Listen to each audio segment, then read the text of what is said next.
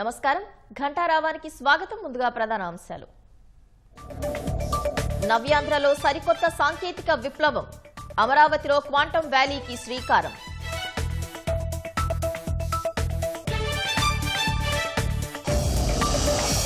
ఏడాది చివరికి తొలి క్వాంటం కంప్యూటర్ సిద్ధం. ప్రపంచానికి సరఫరా చేసే స్థాయికి ఎదుగుతామన్న సీఎం.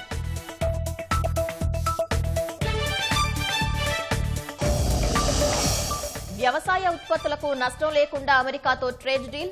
ఉపాధి అవకాశాలు మెరుగవుతాయన్న కేంద్ర ప్రభుత్వం.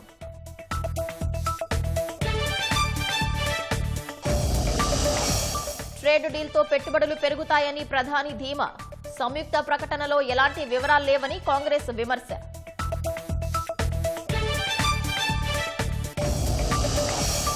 సరికొత్త శిఖరాలకు భారత్ మలేసియా బంధం. ఆర్థికంగా సాంస్కృతికంగా బలపడుతుందన్న ప్రధాని.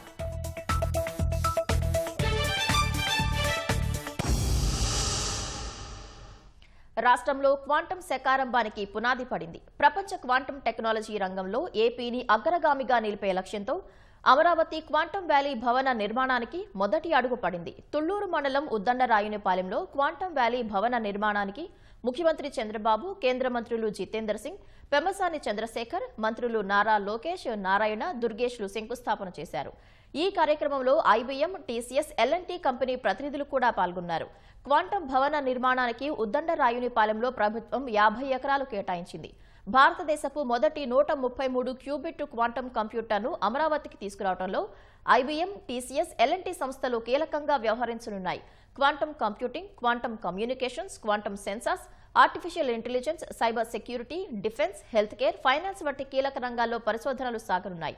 ఆగస్టు నాటికి క్వాంటం వ్యాలీ భవనం సిద్ధం చేసి డిసెంబర్ కల్లా క్వాంటం కంప్యూటర్ను ఏర్పాటు చేయాలని ప్రభుత్వం లక్ష్యంగా పెట్టుకుంది.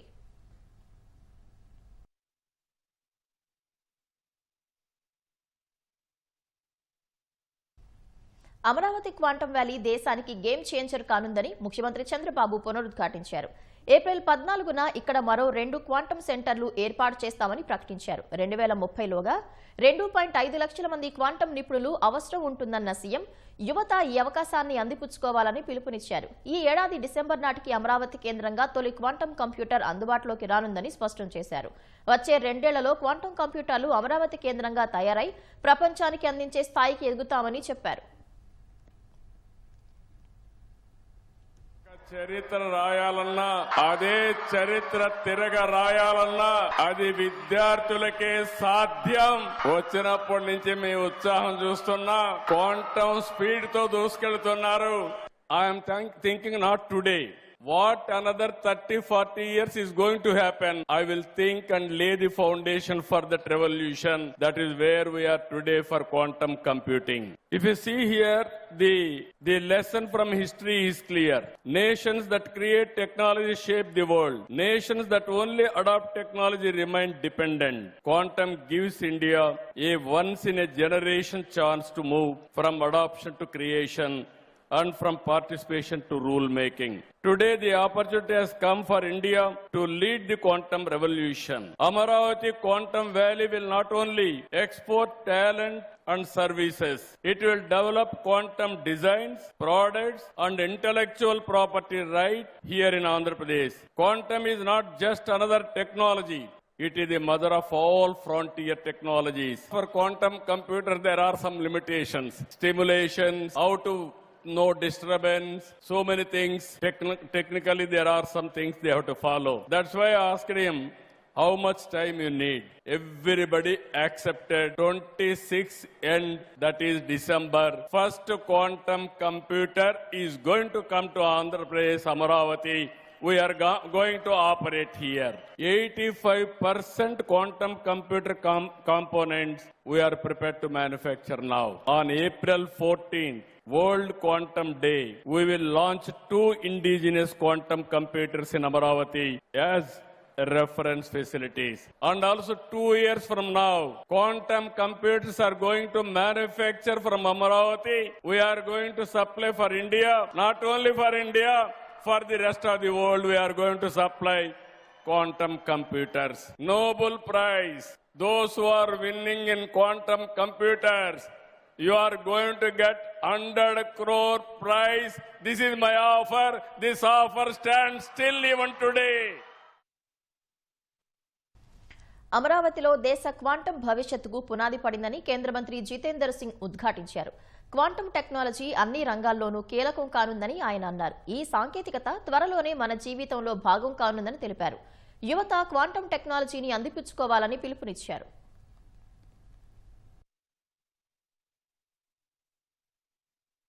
Foundation stone is not mere a foundation stone of a construction, but a foundation stone of India's quantum future. In the times to come, it is going to be a game changer for communication, for security, for defense, for healthcare, and therefore it is essential for us. It's no longer a choice. It's no longer an option. We have no other choice. If you are still working with the conventional computer system, or conventional cyber security systems, a quantum computer on the other side is not only faster, more efficient, but could be a huge threat to you.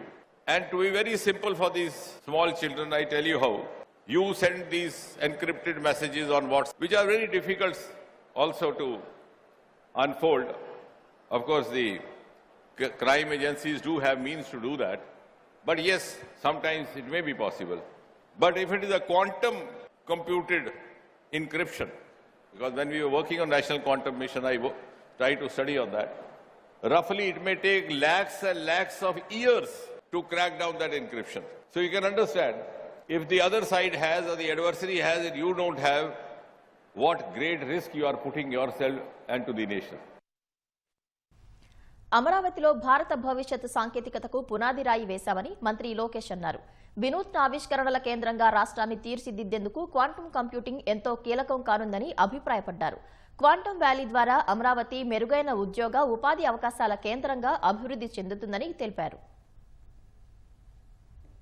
Today we are laying the foundation for India's future leadership in quantum technologies right here in Amravati. Many years ago, when the world was only beginning to understand the potential of software services, one visionary leader in India asked a bold question: why can't Hyderabad be the global capital of information technology? That single question changed history. It led to Microsoft and global technology giants coming to India, created lakhs of jobs. That visionary leader is none other than our Honorable Chief Minister, Shri Nara Chandrababu Naidu Garu. Today, in a new era defined by deeper technologies, bigger challenges, and even greater opportunities, he has once again asked a disruptive question: why should India follow the quantum revolution? Why shouldn't India lead it? The answer to that question is the Amravati Quantum Valley here. Amravati will not just be a capital city of administration. Amravati will be the capital city of science, computation, and innovation. It will be a city that attracts global talent. It will be a city that exports not just sciences, but frontier technologies to the world. If Hyderabad symbolized India's IT revolution, Amravati will symbolize India's quantum revolution. వేగంగా విస్తరిస్తున్న సేవా రంగంలో quantum computing the ప్రధాన పాత్ర అని కేంద్ర మంత్రి పెమ్మసాని చంద్రశేఖర్ ఉద్ఘాటించారు. హైదరాబాద్ ను టెక్ రాజధానిగా తీర్చిదిద్దిన చంద్రబాబు నేతృత్వంలో సిలికాన్ వ్యాలీ తరహాలో క్వాంటం వ్యాలీ రూపుదిద్దుకుంటుందని తెలిపారు. క్వాంటం రివల్యూషన్ ను యువత అందిపుచ్చుకోవాలని పిలుపునిచ్చారు. Amaravati today is being built not just with bricks and mortar. It is being built with qubits and algorithms of the future. You look at IBM, Microsoft, Amazon, they're racing to build quantum clouds. China has launched quantum satellites, and the European Union has invested billions in quantum research. Because if you look at the last year alone, the quantum ecosystem generated $1 billion in revenue within a year. And by 2040, it is projected to reach close to $170 billion of revenue. Quantum revolution needs young people. I request, please seize this opportunity. Amaravati quantum వ్యాలీకి 15 భాగస్వామ్య సంస్థలతో ఎంఓయూలు కుదుర్చుకున్నారు. Quantum computing, algorithms, software, hardware, security, quantum sensing, quantum biofoundry రంగాల్లో రాష్ట్రానికి పెట్టుబడులు రానున్నాయి. ఐక్యూలిప్, Tri Quanta Labs, Qubit Force, SRM, Quant Focus Labs సహా పలు సంస్థలు ఒప్పందం చేసుకున్నాయి. అత్యధికంగా క్వాంటం హార్డ్వేర్ అభివృద్ధికి 6 సంస్థలతో అవగాహన ఒప్పందాలు జరిగాయి. ఎంఓయూలతో రాష్ట్రం నుంచే క్వాంటమ్ సెన్సింగ్ రంగంలో ప్రత్యేక పరిశోధనలు జరగనున్నాయి.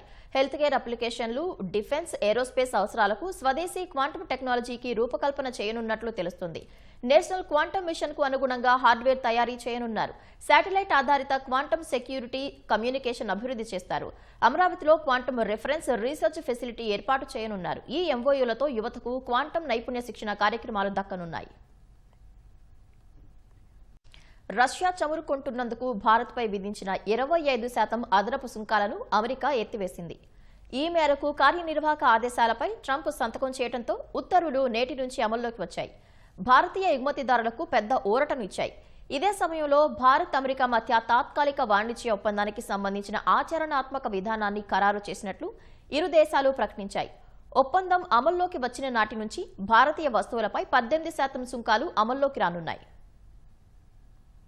భారత్తో వాణిజ్య ఒప్పందం కుదిరిందని అమెరికా అధ్యక్షుడు ట్రంప్ ప్రకటించిన నేపథ్యంలో ఒప్పందం అమలుకు సంబంధించిన కార్యాచరణ ప్రక్రియకు ఇరు దేశాలు తుది రూపునిచ్చాయి. ఈ మేరకు ఇరు దేశాలు ఉమ్మడి ప్రకటన చేశాయి. మధ్యంతర వాణిజ్య ఒప్పందం అమల్లోకొస్తే భారతీయ వస్తువులపై అమెరికా విధిస్తోన్న సుంకాలు 18% తగ్గుతాయి. బదులుగా అమెరికాకు చెందిన వస్తువులపై భారత్ సుంకాలు ఎత్తివేయడం లేదా తగ్గించడం చేస్తుందని అగ్రరాజ్యం ప్రకటించింది. వీటిలో పారిశ్రామిక ఉత్పత్తులు, ఆహారం, వ్యవసాయ ఉత్పత్తులు, పశువులు, కోళ్లు, చేపలకు ఉపయోగించే దాణా, పశుదాణాకు ఉపయోగించే ఎర్రజొన్న ఉన్నాయి. ట్రీ నట్స్, తాజా పండ్లు, శుద్ధి చేసిన పండ్లు, సోయాబీన్ నూనె, వైన్, స్పిరిట్స్ వంటి వాటిపై భారత్ సుంకాలు ఎత్తివేయడం లేదా తగ్గిస్తుందని అమెరికా తెలిపింది.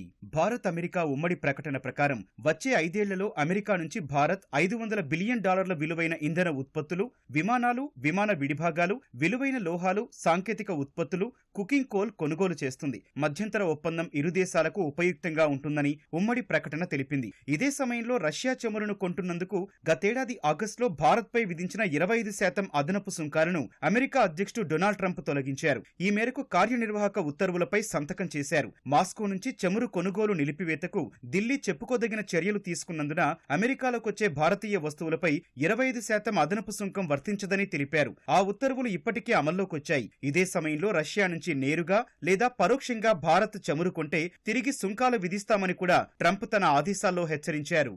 25% అదనపు సుంకాలు తొలగింపు, మధ్యంతర వాణిజ్య ఒప్పందం భారతీయ నేత వస్త్రాలు, దుస్తులు, పాదరక్షలు, ప్లాస్టిక్, రబ్బరు, ఆర్గానిక్ కెమికల్స్, గృహాలంకరణ వస్తువులు, హస్తకళలు, కొన్ని రకాల మెషిన్ల ఎగుమతికి ఊతమిస్తుంది. ఫార్మాస్యూటికల్స్, రత్నాలు, వజ్రాలు, విమాన విడిభాగాలు వంటి వస్తువులపై అమెరికా విధించే సుంకాలు 0కు చేరతాయి. తద్వారా మేక్ ఇన్ ఇండియా పోటీతత్వం మరింత పెరగనుంది. సెక్షన్ 232 ప్రకారం విమాన విడిభాగాలపై టారిఫ్ రేటు కోటా కారణంగా ఆటో విడిభాగాలు, జెనరిక్ ఫార్మాస్యూటికల్స్ పై సుంకాలను అమెరికా మినహాయిస్తుంది. ఇదే సమయంలో సున్నితమైన వ్యవసాయం, పాడి ఉత్పత్తులు, మొక్కజొన్న, గోధుమ, బియ్యం, సోయా, పౌల్ట్రీ, చీజ్, ఇథనాల్, పొగాకు, కొన్ని రకాల కూరగాయలు, మాంసం వంటి ఉత్పత్తులను భారత్ పరిరక్షించినట్లు వాణిజ్య శాఖ మంత్రి పీయూష్ గోయల్ తెలిపారు. ఒప్పందం ప్రకారం అమెరికాకు చెందిన వివిధ రంగాల ఉత్పత్తులపై భారత్ సుంకాలను ఎత్తివేయనుంది. కొన్ని రంగాల్లో సుంకాలను భారత్ తగ్గించనుంది. కొన్నింటికి రాయితీలివ్వనుంది. వాణిజ్య ఒప్పందం ద్వారా అమెరికా అధ్యక్షుడు ట్రంప్ అమెరికా రైతులు, ఉత్పత్తిదారులకు ప్రపంచంలోని అతిపెద్ద ఆర్థిక వ్యవస్థలో ఒకటైన భారత్లోకి అవకాశాలు కల్పించారని United States Trade Representative USTR పేర్కొంది. మధ్యంతర వాణిజ్య ఒప్పందం ఫ్రేమ్వర్క్ ను ఇరు దేశాలు వెంటనే అమలు చేస్తాయని ఉమ్మడి ప్రకటన తెలిపింది. ఇరు దేశాలకు ఉపయుక్తమైన ద్వైపాక్షిక వాణిజ్య ఒప్పందం BTAను దృష్టిలో ఉంచుకొని మధ్యంతర ఒప్పందాన్ని ఖరారు చేసేందుకు పనిచేస్తాయని వెల్లడించింది.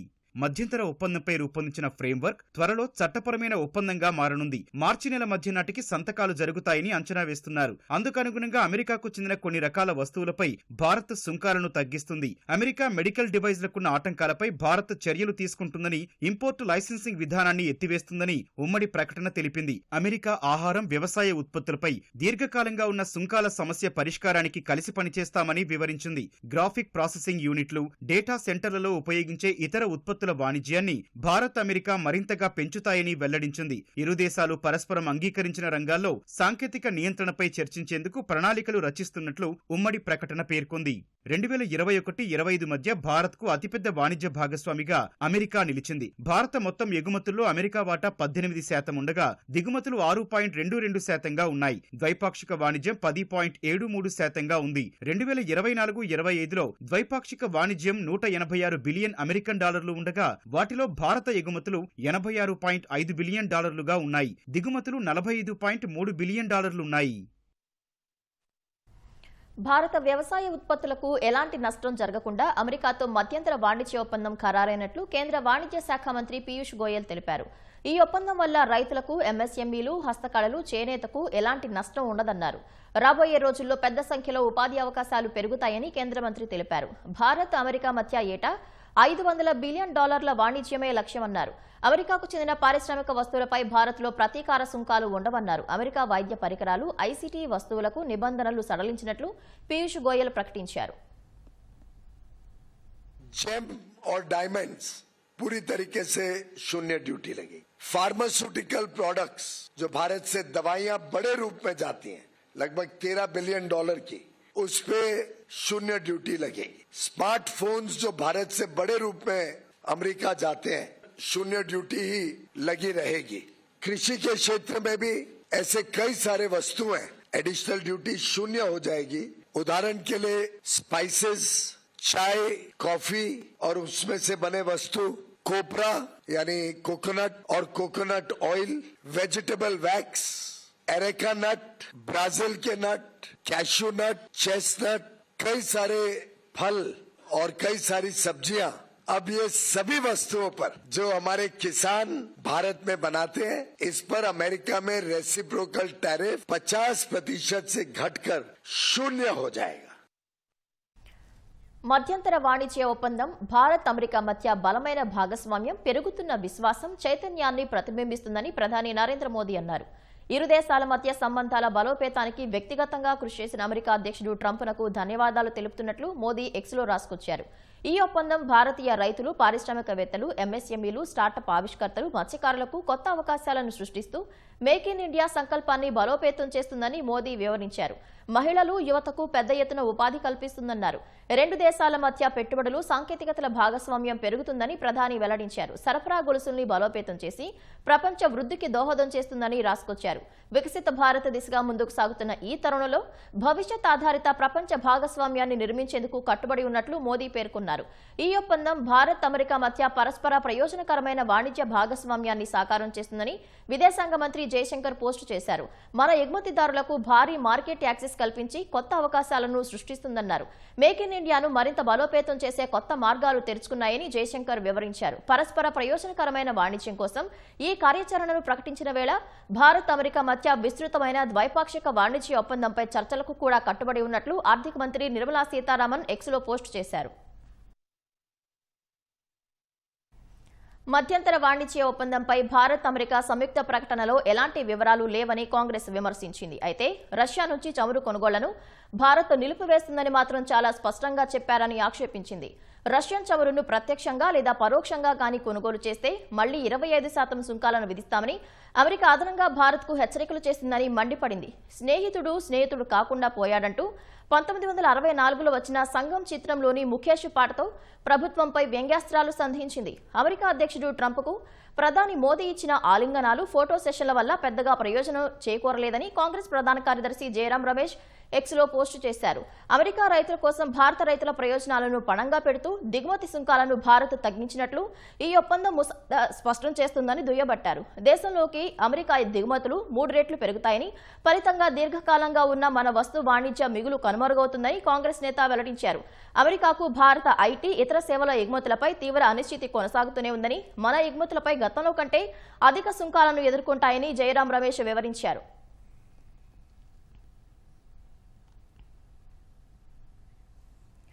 మధ్యంతర వాణిజ్య ఒప్పందం ప్రకటన సందర్భంగా పాకిస్తాన్, చైనాలకు అమెరికా షాక్ ఇచ్చింది. జమ్మూ కాశ్మీర్ మొత్తం భారత్లో అంతర్భాగమని పేర్కొంది. ఈ మేరకు యుఎస్ వాణిజ్య శాఖ ప్రతినిధి కార్యాలయం మ్యాప్ను విడుదల చేసింది. జమ్మూ కాశ్మీర్ మొత్తం భారత్లో అంతర్భాగంగా చిత్రపటంలో చూపించింది. పాక్ ఆక్రమిత కాశ్మీర్తో పాటు చైనా తమదని చెప్పుకుంటున్న అక్సాయ్ చీన్ ప్రాంతాన్ని కూడా భారత భూభాగంగా సూచిస్తూ అమెరికా వాణిజ్య ప్రతినిధి కార్యాలయం ఈ మ్యాప్ను విడుదల చేసింది. గింజలు, డ్రైడ్ డిస్టిలర్ ధాన్యాల నుంచి ఎర్ర జొన్నలు, ప్రాసెస్ చేసిన పండ్ల వరకు అమెరికా ఉత్పత్తులు భారత్ చేరుతాయని మ్యాప్లో పేర్కొంది. మొత్తం జమ్మూ కాశ్మీర్ భారత్లో అంతర్భాగంగా అమెరికా పేర్కొన్న చిత్రపటాన్ని నెటిజన్లు వైరల్ చేస్తున్నారు. గతంలో అమెరికా పలు సందర్భాల్లో విడుదల చేసిన మ్యాప్లు పాక్ ఆక్రమిత కశ్మీర్ను భారత్ నుంచి వేరు చేస్తూ కనిపించేవి. నిజానికి భారతదేశ ప్రాదేశిక సార్వభౌమాధికారం గుర్తింపు కోసం అమెరికా ఆమోదం ఏమాత్రం అవసరం లేదు. భారత్ నుంచి కశ్మీర్ విడదీయలేని భూభాగమని భారత్ స్పష్టంగా నిర్దేశించుకుంది. అమెరికా వాణిజ్య శాఖ విడుదల చేసిన తాజా భారతదేశ చిత్రపటంపై పాకిస్తాన్ ఇంతవరకు స్పందించలేదు. అమెరికాతో కుదిరిన మధ్యంతర వాణిజ్య ఒప్పందంలో భారత్కు చెందిన వ్యవసాయం, పాడి పరిశ్రమ ఉత్పత్తులకు పూర్తి రక్షణ లభించింది. అమెరికా నుంచి దిగుమతి అయ్యే గోధుమ, వరి, సోయా, మొక్కజొన్న, పౌల్ట్రీ, చీజ్, పాలు, ఇథనాల్, పొగాకు, కొన్ని కూరగాయలు, మాంసం వంటి ఉత్పత్తులకు సుంకాల రాయితీ ఉండదని భారత్ స్పష్టం చేసింది. రైతుల ప్రయోజనాలను కాపాడే విషయంలో ప్రభుత్వానికి ఉన్న నిబద్ధతను ఈ ఒప్పందం చాటి చెప్పింది. అమెరికాతో కుదిరిన మధ్యంతర వాణిజ్య ఒప్పందంలో దేశ రైతుల ప్రయోజనాలను కాపాడటంలో కేంద్ర ప్రభుత్వం విజయం సాధించింది. మొక్కజొన్న, గోధుమ, బియ్యం, సోయా, సుగంధ ద్రవ్యాలు, పౌల్ట్రీ, పాలు, జున్ను, ఇథనాల్, పొగాకు, కొన్ని రకాల కూరగాయలు, మాంసం తదితర వ్యవసాయ, పాల ఉత్పత్తులకు రక్షణ కల్పించింది. దేశంలో కోట్లాది మంది వ్యవసాయంపైనే ఆధారపడటం సహా చిన్న, సన్నకారు రైతుల జీవనోపాధితో ముడిపడి ఉండటంతో అమెరికాకు చెందిన వ్యవసాయ, పాడి పరిశ్రమ ఉత్పత్తులకు సుంకాల రాయితీలు ఉండవని భారత్ స్పష్టం చేసింది. వాణిజ్య చర్చల్లో దేశ రైతుల ప్రయోజనాలకు ప్రాధాన్యమిచ్చామని కేంద్ర వాణిజ్య శాఖ మంత్రి పీయూష్ గోయల్ తెలిపారు. అమెరికాతో మాత్రమే కాకుండా ఐరోపా సమాఖ్య, బ్రిటన్, ఆస్ట్రేలియా తదితర దేశాలతో కుదిరిన వాణిజ్య ఒప్పందాల్లో కూడా వ్యవసాయం, పాల ఉత్పత్తుల దిగుమతులపై సుంకాలకు రాయితీలు ఇవ్వలేదని గుర్తు చేశారు. రైతులను రక్షించడానికి, గ్రామీణ జీవనోపాధిని సురక్షితం చేయడానికి మోదీ సారథ్యంలోని ఎన్డీఏ ప్రభుత్వం కట్టుబడి ఉందని కేంద్ర మంత్రి గోయల్ అన్నారు.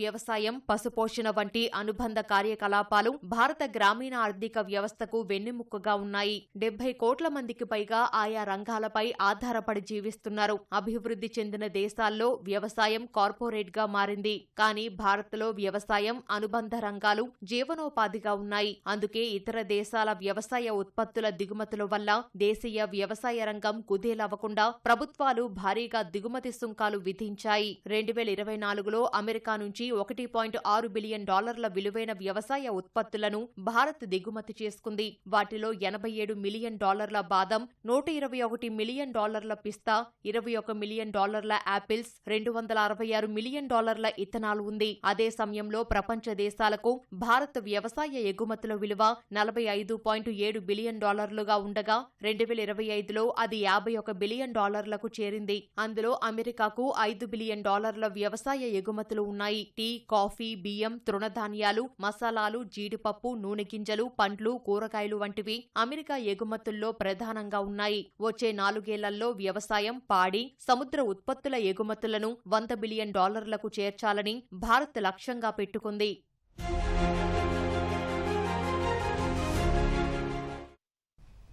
ప్రపంచ దేశాలు భారత్ను తమ అభివృద్ధిలో ఒక నమ్మకమైన భాగస్వామిగా భావిస్తున్నాయని ప్రధాని నరేంద్ర మోదీ తెలిపారు. నమ్మకం అనేది భారత్కు బలమైన కరెన్సీగా మారిందన్నారు. ఇటీవల UK, EU, America, UAE, Australia, New Zealand, Oman తదితర దేశాలతో జరిగిన వాణిజ్య ఒప్పందాలే అందుకు నిదర్శనమన్నారు. 2 రోజుల మలేసియా పర్యటనలో భాగంగా కౌలాలంపూర్లో భారత సంతతి ప్రజలను ఉద్దేశించి ప్రధాని మోదీ ప్రసంగించారు.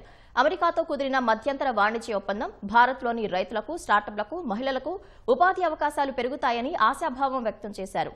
భారతీయ భాషలకు మలేసియా అధికారిక భాష మలైకు మధ్య ఉమ్మడి పదాలు చాలా ఉన్నాయని, ఇది ఇరు దేశాల మధ్య లోతైన అవగాహనకు నిదర్శనమని మోదీ గుర్తు చేశారు.